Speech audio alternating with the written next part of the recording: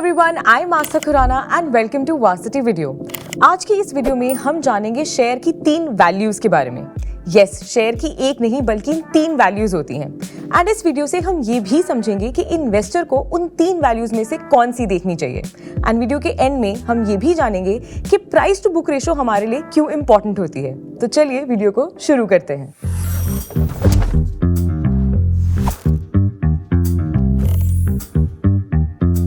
सबसे पहली वैल्यू होती है फेस वैल्यू।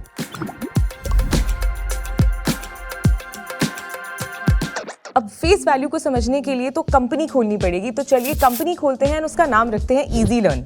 अब कंपनी खोलनी है तो उसके लिए कैपिटल चाहिए। कैपिटल कहाँ से आएगी? प्रमोटर्स के पास से। तो कैपिटल जब प्रमोटर्स के पास से हम लेते हैं तो उसके बदले में हम उन्हें शेयर्स देते हैं। तो जिस प्राइस पर हम प्रमोटर्स को शेयर देते हैं उस प्राइस को कहते हैं फेस वैल्यू। सबसे पहला जब शेयर इशू किया जाता है प्रमोटर को तो सबसे पहली जो वैल्यू निकल कर आती है वो होती है फेस वैल्यू। अब एग्जाम्पल के तौर पर हम समझते हैं कि हमें कैपिटल चाहिए 1 करोड़ की एंड हम नंबर ऑफ शेयर्स दे सकते हैं 10 लाख के। तो हमारा वैल्यू एक शेयर का कितना हो जाएगा? जब हम 1 करोड़ को डिवाइड करेंगे 10 लाख से तो एक शेयर की फेस वैल्यू निकल के आती है ₹10। फेस वैल्यू कभी भी entire time of the company के पीरियड में चेंज नहीं होती अनलेस कोई भी कंपनी स्टॉक स्प्लिट को अनाउंस करती है। अब स्टॉक स्प्लिट क्या होता है ये हम आगे आने वाली वीडियोस में समझेंगे। अब यही वो शेयर्स हैं जो हम प्रमोटर्स के पास से आईपीओ में इन्वेस्टर्स को मिलते हैं। अब आपके दिमाग में क्वेश्चन आया होगा कि प्रमोटर्स को ये मिलते हैं सिर्फ 10 रुपए में, लेकिन हमारे आते टाइम तक इसका प्राइस इतना बढ़ क्यों जाता है? अब मान कर चलते हैं कि हमने जब अपनी कंपनी का आईपीओ लॉन्च किया तो उसका इशू प्राइस रखा 200। हमारा फेस वैल्यू कितना था? ₹10। तो हमारे जो शेयर्स हैं वो इन्वेस्टर को 190 के प्रीमियम पे इशू होते हैं, यानी कि 200 - 10 विच इज 190। एक और एग्जाम्पल लेते हैं एंड इस बार एक स्टॉक का एग्जाम्पल लेते हैं। लास्ट ईयर जब वेदांत फैशन का स्टॉक आया तो उनका इशू प्राइस था 866 रुपीज का एंड उसकी फेस वैल्यू थी ओनली ₹1। तो कितने पे प्रीमियम हुआ वो? ₹865 पे। अब आपके दिमाग में ये क्वेश्चन जरूर आया होगा कि स्टॉक्स इतना प्रीमियम पे लिस्ट क्यों होते हैं, या फिर आप एज एन इन्वेस्टर इतना प्रीमियम पे करने के लिए रेडी क्यों हो जाते हैं?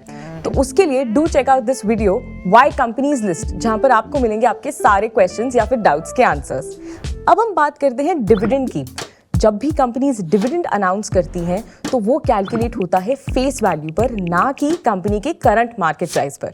जैसे कि इस केस में हमारी फेस वैल्यू कितनी है? ₹10 एंड हमारा अभी इशू प्राइस ही अगर हम कंसिडर करें तो वो है ₹200। तो हमारा वो जो डिविडेंड है वो 200 पे नहीं 10 पे कैलकुलेट होगा। तो मान लेते हैं हम डिविडेंड भी अनाउंस कर देते हैं अपने इन्वेस्टर्स के लिए एट द रेट ऑफ 25%। तो वो जो 25% है will be calculated at a face value of 10। तो हमारा जो डिविडेंड होगा दैट विल बी ₹2.5 पर शेयर। अब हम बात करते हैं हमारी दूसरी वैल्यू की, जो कि है मार्केट वैल्यू। अब मार्केट वैल्यू वो वैल्यू होती है जिसपे एक शेयर प्राइस ट्रेड कर रहा होता है, जिसे हम करंट मार्केट प्राइस भी कहते हैं। अब एग्जाम्पल के तौर पर इजी लर्न का जो इशू प्राइस था वो कितना था? ₹200। अब ये मान लेते हैं कि वो 250 पे कहीं ट्रेड कर रहा है। तो ये 250 क्या होगा? उसका करंट प्राइस होगा, यानी कि करंट मार्केट प्राइस, यानी कि मार्केट वैल्यू। अब हम बात करते हैं हमारी तीसरी वैल्यू के बारे में, जो कि है book value. Book value market value से कंप्लीटली अलग होती है। बुक वैल्यू का मतलब होता है कि कंपनी की अकाउंटिंग बुक्स में शेयर प्राइस की क्या वैल्यू है एंड ये वैल्यू हमारे जो मार्केट वैल्यू है उससे डिफरेंट होती है। अब इस वैल्यू को हम इसलिए कैलकुलेट करते हैं कि अगर कल को कंपनी बंद पड़ जाए या फिर बैंकरप्सी होने लगे तो कौन सी ऐसी वैल्यू होगी जिसपे शेयर होल्डर्स को उनका पैसा वापस मिलेगा। तो उनको उनका पैसा वापस मिलता है बुक वैल्यू के हिसाब से, ना कि करंट मार्केट वैल्यू के हिसाब से। अब हम इसे एग्जाम्पल से समझते हैं और कुछ हाइपोथेटिकल फिगर्स लेते हैं। जैसे कि हमारे एसेट्स हैं कंपनी के 15 crore, liabilities 5 crore, equity capital 1 crore, reserves 9 crore and हमारे टोटल शेयर्स तो हमने पहले ही बता दिए थे 10 लाख।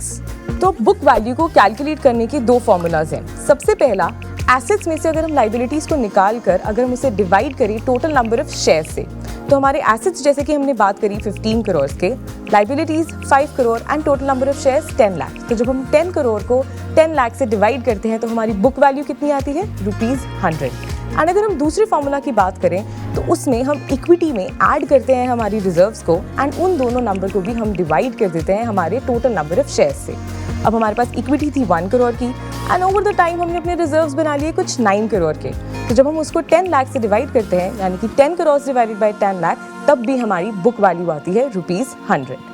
सो इससे हमने ये समझा कि हमारी बुक्स में जो हमारे शेयर की वैल्यू है वो सिर्फ ₹100 है, लेकिन हमारी करंट मार्केट प्राइस क्या था? 250। तो 250 को जब हम 100 से माइनस करते हैं तो हमारे पास आता है नंबर 150। इसका मतलब ये कि हमारा जो शेयर प्राइस है वो 150 के प्रीमियम पे ट्रेड कर रहा है अगर हम अपनी बुक वैल्यू से कंपेयर करें। अब बात आती है कि book value and market value में डिफरेंस क्या है, यानी कि हम एक बुक वैल्यू के हिसाब से मार्केट वैल्यू पे हम ज़्यादा पैसे देने को क्यों तैयार हो जाते हैं। ऐसा इसलिए होता है बिकॉज इन्वेस्टर्स को ये लगता है कि कंपनी का आगे आने वाला फ्यूचर का जो प्रोस्पेक्ट है वो अच्छा है, इसीलिए वो प्रीमियम अमाउंट पे करने के लिए भी रेडी हो जाते हैं। बुक वैल्यू हमें कंपनी की बुक्स से मिलती है, वेयर एज मार्केट वैल्यू हमारी जो है वो हम डिटरमाइन करते हैं उसके फ्यूचर प्रोस्पेक्ट से, डिमांड एंड सप्लाई के बेसिस पे। तो अब हमें ये तो समझ में आ गया कि book value and market value ये दोनों ही वैल्यूज एक इन्वेस्टर के लिए बहुत जरूरी हैं ताकि वो उनको अंडरस्टैंड कर सकें। अब यही दोनों बुक वैल्यूज एक्चुअली हमें हेल्प करती हैं PB यानी कि प्राइस टू बुक रेशो को डिटरमाइन करने में। अब प्राइस टू बुक रेशो को हम इसलिए डिटरमाइन करते हैं ताकि हमें कंपनी की वैल्यूएशन का अंदाजा लग सके।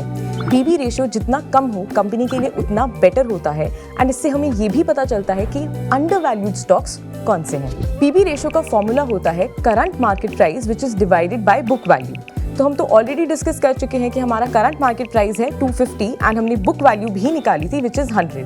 तो जब हम 250 को 100 से डिवाइड करते हैं तो हमारा PB रेशो आता है 2.5 का।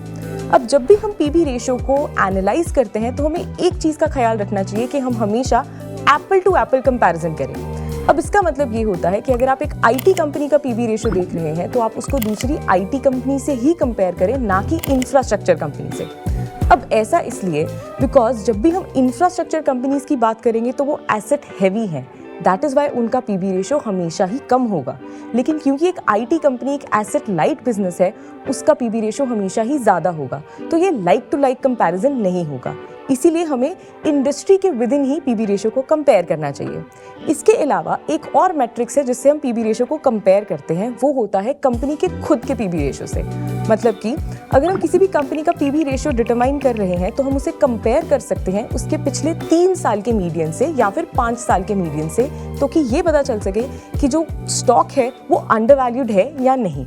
तो इस वीडियो में हमने ये समझा कि फेस वैल्यू का मतलब वो वैल्यू जिस पे प्रोमोटर्स को शेयर्स इशू किए जाते हैं।